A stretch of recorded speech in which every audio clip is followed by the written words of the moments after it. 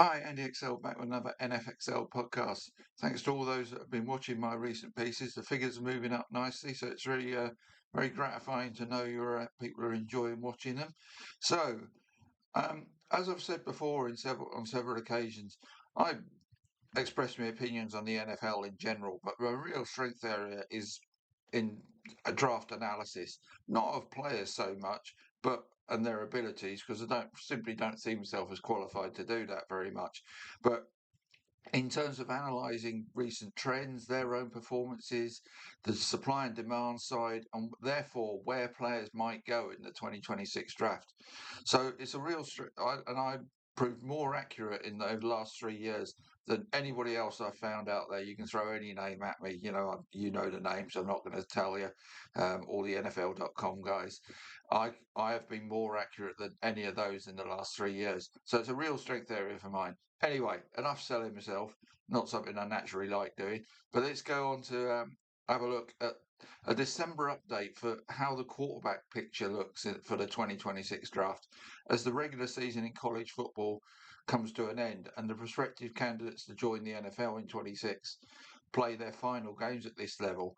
How does this quarterback class stack up ahead of the bowl season? So let's start with how does this class compare to the newest NFL quarterbacks?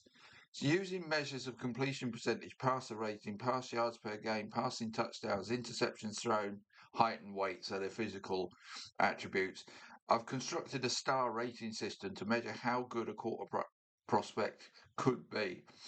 Now, whilst this is a bit rudimentary, it does seem to be reasonably accurate, as evidenced by looking back at the 10 newest starting quarterbacks in the NFL and where they rank according to that system.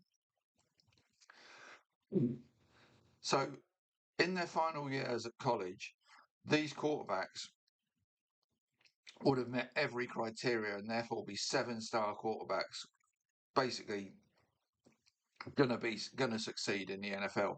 Now they were Jackson Dart, Bo Nix, C.J. Stroud, Cam Ward, and Caleb Williams.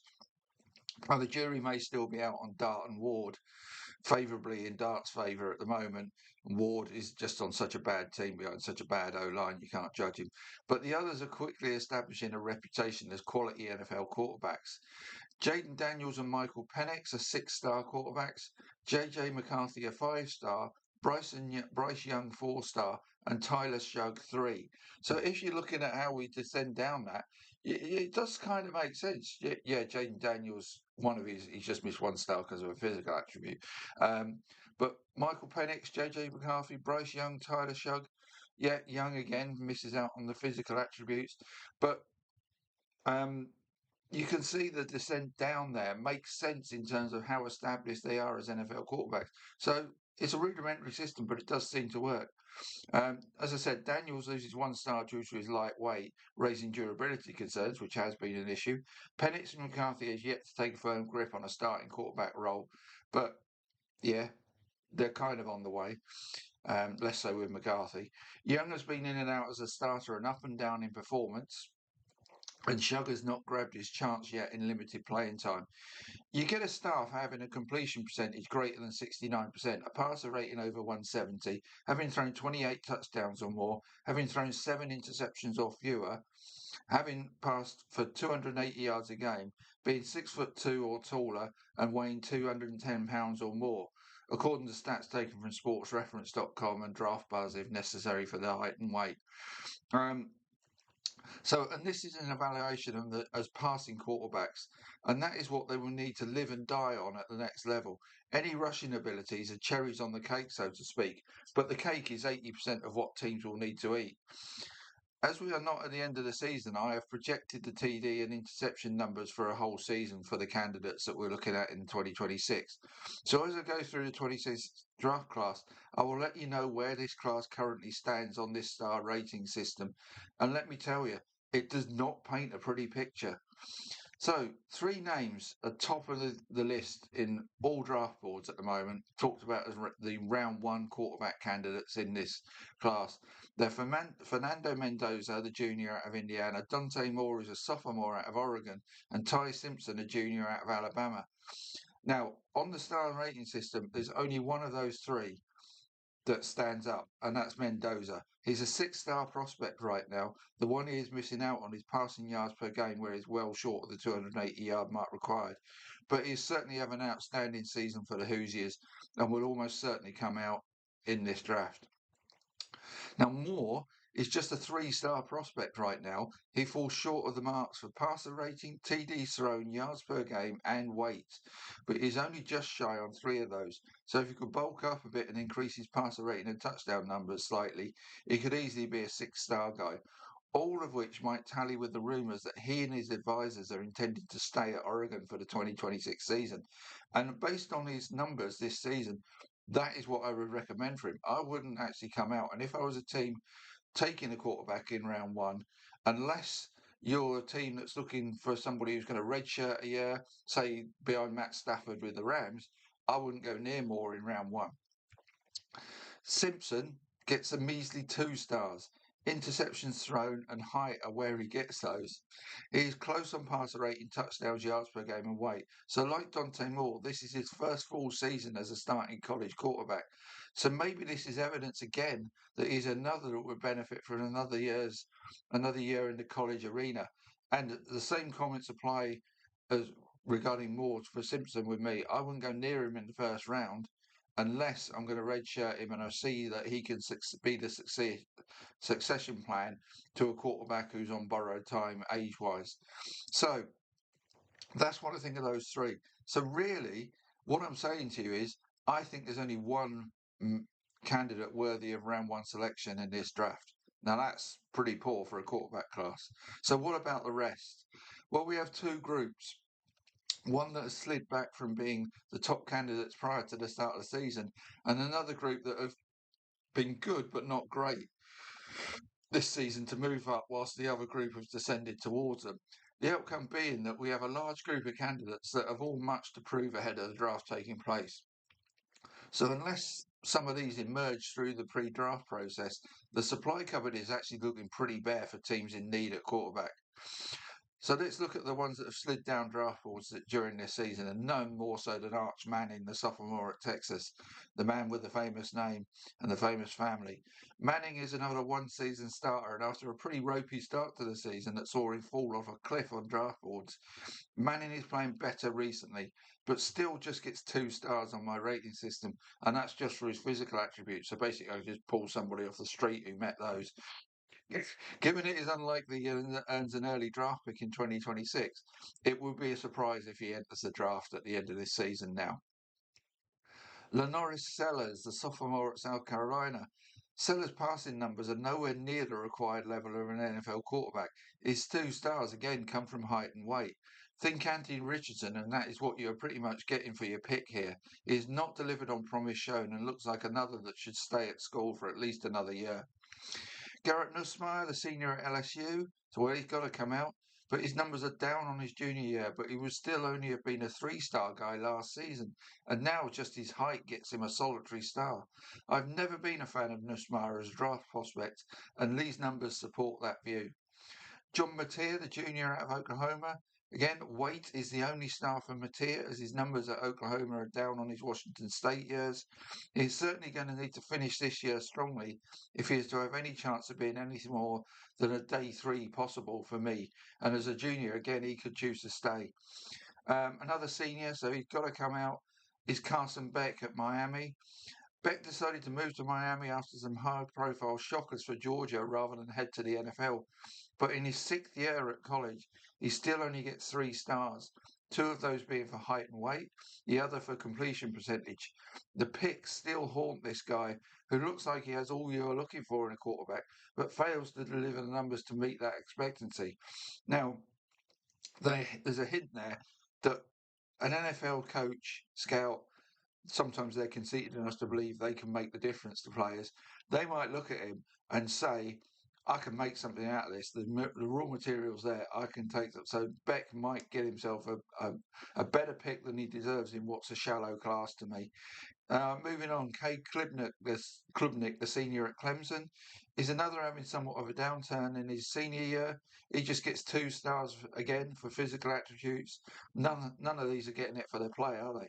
But that is hardly a compelling case for an early draft pick to be used on him. And then we've got Drew Aller, the senior at Penn State.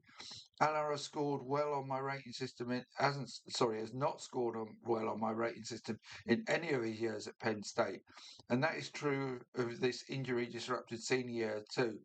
3 stars again, 2 for physical attributes. Will surely not earn him a good draft pick.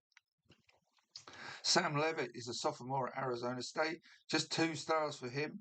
Height and interceptions being those. So Levitt would be better off delaying entering the NFL draft for now, at least, as far as I'm concerned.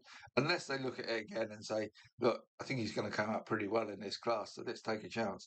Right, Taylon Green, a senior at Arkansas. Just his height and weight. Again, physical attributes earn green stars. He's an awesome runner. So it's even possible his NFL future could be seen convert to another position, but I don't see him as an NFL quarterback. So they're the ones that are on the slide this year. They haven't had good years when they needed good years. But who are the ones that are moving up as to join that group and form one horrible mess, basically, of people that are probably not up to the standard required? Well, that's previewing what I'm going to say here, but let's get on with it. Jaden Mayava, a junior at USC. I would love to get some positivity into this piece right now, but Mayava may be passing some in the previous section, but he still only gets 3 stars right now for height, weight, and yards per game. With a strong finish, he could get up to 5 or 6 stars, and in this class, that would pay off big time for Mayava.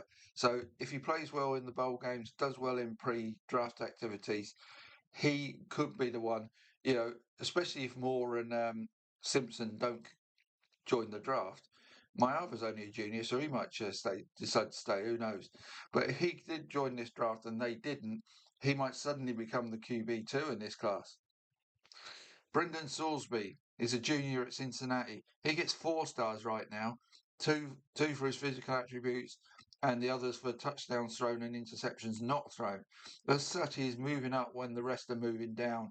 But how he does in the rest of this pre-draft activities now could be pivotal for his draft prospects. And again, he's not a senior, so he's still got more eligibility left should he choose to take it, which isn't an option for Trinidad Chambliss, the senior at Ole Miss. He's come out of Jackson Dart's shadow to be the Rebel starter this season and emerges with just 1 star to his name for just throwing 3 picks this season. But that's hardly enough to draw the attention of teams early in this draft, especially as a one-season starter. Right. Finish this off, then I'll have a drink. Darian Mensah, a sophomore at Duke. With clouds covering most of the stars in this draft class, here comes a shining light of this season. Mensah gets 4 stars for his efforts this season, missing out on weight, completion percentage, and passer rating. So in this class, I can see him emerging as a higher draft pick than he would in other years, should he choose to enter the draft, of course, with 2 years of college still available to him. So let's have a look at some others that are on the fringes. Diego Pavia, senior at Vanderbilt. Sawyer Robertson, a senior at Baylor. Noah Fafita, junior at Arizona. Jalen Daniels, senior at Kansas. Aiden Charles, a junior at Michigan State. And Jackson Arnold, the junior at Auburn. Robertson would be a 4-star guy. Pavia and Charles get 3 stars. Fafita and Arnold 2 stars. Daniels doesn't even get register. So Robertson and Pavia may still have a shot at moving up into the mid-rounds given the retrograde steps other candidates have made in 2025. But neither really profiles as a starting NFL quarterback from what I've seen so far. I do like Robertson, though, I have to say. I've got a bit of a soft spot for Robertson. I like his tape. I think there might be something there with him. So let's sum up. At the start of this season, indeed in the build-up to the 2025 draft, all the talk was of a bumper crop of quality quarterbacks coming out in the 2026 draft. Well, that's simply not the case, as one by one those that were seen in that regard have endured poor 2025 season. If anything, it is the opposite, as there is a lack of available talent in this draft, with 2 of the 3 standout candidates right now being first-year starters. So NFL teams will be wary of taking them on limited evidence, and those guys, Dante Moore and Ty Simpson, do not score well on my Moneyball-style rating system either. I mean, they may even decide not to come out. I can actually see a barren year for quarterbacks in the early rounds. Demand is not high either this year, I would say only Cleveland, Las Vegas, New Orleans, and the New York Jets are in possible immediate need right now, with the likes of the Rams and the Steelers possibly looking for long-term successors for aging quarterbacks. Although if Rodgers retires for the Steelers, then they move into the first group of, along with Cleveland, Vegas, or New Orleans, and the Jets. But it's also possible that the likes of Kyler Murray, Tua Tagovailoa, Joe Flacco, Davis Mills, Geno Smith, Kirk Cousins, Spencer Rattler, and Mac Jones could be available for teams to pick up if they do not like the look of this draft class. And I'd be in that camp if I was them. I'd be saying, hold on a minute, can we wait a year or two and just find somebody to get us through? Based on my star system, only Fernando Mendoza warrants a day one pick. Moore and Simpson may be speculative day two guys if they enter the draft, with the likes of Darian Mensah pushing towards that area, Jaden Mayava, Carson Beck, Brendan Salisbury, and possibly Sawyer Robertson competing for mid to late round picks. Any of the others look like late round gambles at best right now. So I can see a really quiet day 1 and 2 for quarterbacks in the 2026 draft. It is even possible we just see 2 or 3 taken before day 3. That would make this one of, if not the worst draft class for quarterbacks in the last 15 years. And I'll give you some other examples of the ones that I found that were the weakest. In 2022, Kenny Pickett was the first quarterback taken with pick 20. Desmond Ridder went at 74, and Malik Willis at 86. Matt Corral at 94. Oh, and a certain Brock Purdy went at pick 262. 215 saw Jameis Winston and Marcus Mariota go first and second overall. Then Garrett Grayson at 75 and Sean Mannion at 89, with just 7 quarterbacks getting drafted in the entire of that draft. 2013, EJ Manuel went at pick 16, Geno Smith at 39, Mike Glennon at 73, and Matt Barkley at 98. So, like I say, this could be somewhat akin to 2022, where Pickett went in round 1, although I think Mendoza will probably go earlier than 20. And then we had to wait till late in round 3 before anybody else was really going to get taken. And then somebody struck lucky in round 7 with Brock Purdy, basically. So my feeling right now is that Mendoza could go very early indeed, because especially if Moore and Simpson don't come out, then we could be in for a long wait for the next one to go.